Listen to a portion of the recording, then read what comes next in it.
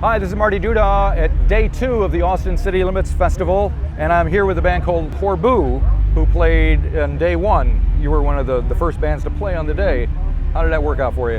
It was great. It was great. It was our first festival ever, and you rush in early in the day, and you load yourself up on stage, and then it's like go go go play. But it worked out really well. We had a good crowd. We were on the jumbotrons, I guess. Cool. I didn't even know that. That's kind of scary, isn't it? I'm glad I didn't know that. I acted like I wasn't. But no, it was a crazy experience. It was wonderful. And we should introduce you guys before we get any further. You're Jonathan. I'm Jonathan Graves, Amanda. Hi. And Todd. Todd. And now the face painting, is that part of the act, or have you just had some extra spare time and No, it's part of it. It's part of Corbu. Oh, it is? Yeah. Okay, because I know there's like some. I don't know a lot about the band. I'll be perfectly honest. This is how we are on stage. This is as we dress on stage. I see. And so the visual is something that is just as important as the music, would you say? I'd say it's almost as important as the music. Yeah. I do all of our artwork, and Amanda, created these stage outfits and paints our faces, and it's all part of the multi-dimensional thing that we're trying to create, experience that we're trying to create for people. And what is that experience? How would you describe it? I mean, I think it's just trying to pull you out of your everyday life and into something else. So, we've all seen so many shows. I mean, we used to wear t-shirts, right?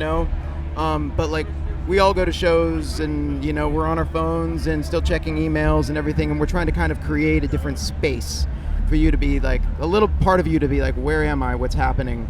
So you can kind of let the music in and let it take you wherever it takes you in your own head. Right. So that's what all this is for. Cool. And the stuff that you're doing, which is kind of, for a better term, neo-psychedelic. We got some stuff going on over there, don't we?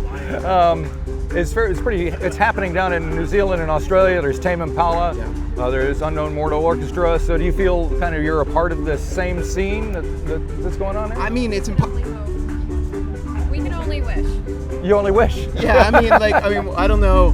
The idea of a scene feels like a local thing. So it would be obnoxious to say that we're in the scene with Tame Impala, but they're a massive, massive influence on us, and everything that's going on down there is a huge influence on us. Really? For sure. And so what draws you to that kind of music? It takes me somewhere else. Right. And it takes me the same thing that we're trying to create for other people. It takes me out of normal responsibility life and into but not as an escapism, but into a deeper place in myself. And it ultimately, I think, makes me a better person. I think that makes you a better, like, whenever you can, it takes you to a place of self-reflection. Cool. Now you have an album out. Mm-hmm. It's Crayon Soul. Crayon Soul. And you had Dave Fridman mix it. Right. He didn't produce it, though. No, we produced it. You produced it? Yep. He mixed it. So why did you choose? Because for folks who don't know, Dave is known for working with Flaming Lips, and I think he even worked with Neil Finn, who's lives across the street from me in Auckland. So there's that connection. But why did you decide that he needed to mix it for you? He was really the only person we wanted to mix, and we're just extreme. It was a dream come true that he actually said yes. But why did we want We it? had it in our heads from day one when we were starting to put together the idea of the album. It just felt like he would be the ideal cherry on top, to finish it. Go ahead. I mean, for me personally, he just covers every base. He's the only, because we write songs that have big choruses and kind of do the pop thing in a way, and he can heighten that and make them connect even more. At the same time, take all the psychedelic elements and make them even more psychedelic and even deeper. So something that does all the superficial things and does them so well and hits those nerve centers in your brain, but also takes the deeper elements and makes them even deeper. He checks every box for us. Right. Yeah. And so the process itself, did you just kind of hand the tapes off to him and say, go for it, or did you sit in with him? Was it a collaborative thing? No, we lived there for 2 weeks. And up in Fredonia? Yep. And for folks who don't know, Fredonia is in upstate New York, kind of near Buffalo. In the middle of the woods. In the middle of nowhere. Wonderful. Wonderland. What time of the year was it when you were there? Fall. Ah, Fall, nice. so all the leaves were changing. It's been almost a whole year. It's been almost a whole year. It was around Halloween. Oh, excellent. Mm-hmm. And you guys are from New York City? Yeah. So Is this a sound that's happening much in New York City, or are you guys an anomaly of sorts? I mean, I think it's happening in New York City. It's happening everywhere, isn't it?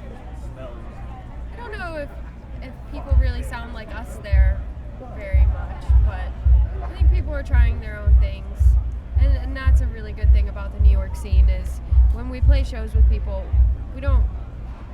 none of us really kind of fit together, but we're all trying to grow together. Right. And it's nice that it's not just like a back-to-back, you're hearing the same band over and over again, and it keeps us separated and interesting, all of us, and then we come together and play.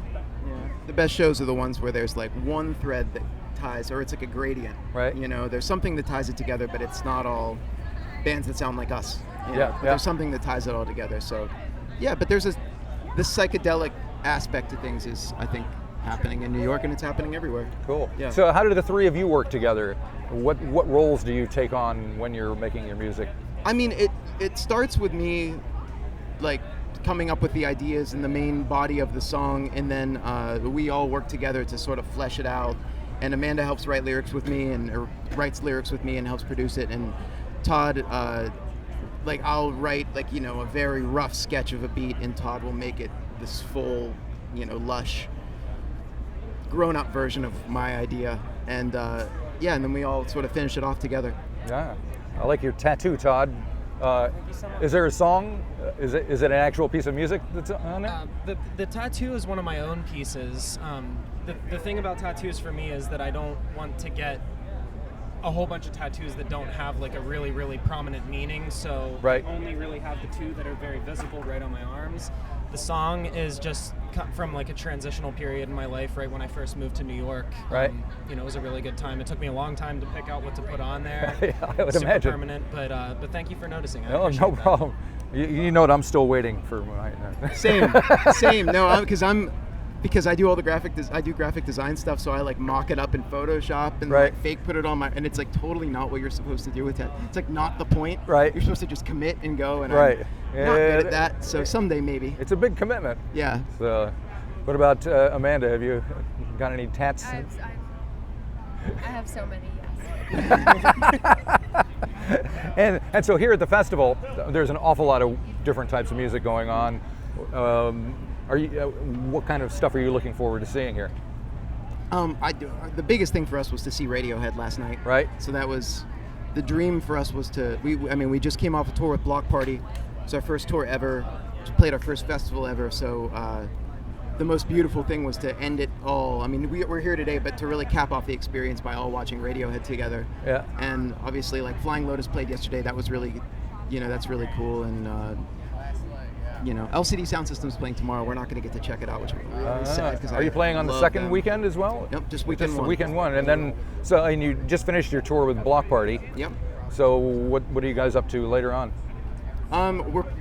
We can't say. We're planning the next. We're planning the next thing. You can't say, or you won't say. We can't. I mean, we shouldn't say. So, things are coming together. So, Right. hopefully, more big announcements soon. Excellent. Well, hopefully you guys can make it down to our part of the world, down to New We Zealand, would because I think you'd love go to. over well down there. So, take the plunge. It's almost as big a commitment as a tattoo. It's a 12-hour flight from Los Literally Angeles. the other side of the planet. Tis indeed. Well, thank you very much for sitting down and talking to Thank me, you. and look forward to seeing you again. Great. Thanks, man.